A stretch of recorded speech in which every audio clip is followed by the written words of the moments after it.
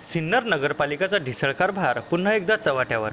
दिनांक 9 जून रोजी रामनाथ शेठ चांडक चौकातील पाईपलाईन सकाळी फुटली. परिसरातील नागरिकांनी नगरपालिका प्रशासनाला फोन करून माहिती दिली असता दुपारी 4 वाजेपर्यंत कुठलाही कर्मचारी तिथे फिरकला देखील नाही. यामुळे लाखो लिटर पाणी वाया गेले. शहरातील नागरिकांना 6-6 दिवस पाणीपुरवठा होत नसून त्यात हा पाण्याचा अपव्यय नगरपालिका प्रशासनाचा ढिसळ कारभारामुळे होतोय. त्यात संबंधित अधिकाऱ्यांना डेज न्यूज प्रतिनिधींनी फोन केले असता त्यांना 2 दिवसापासून फोन घेण्यासही वेळ नाही.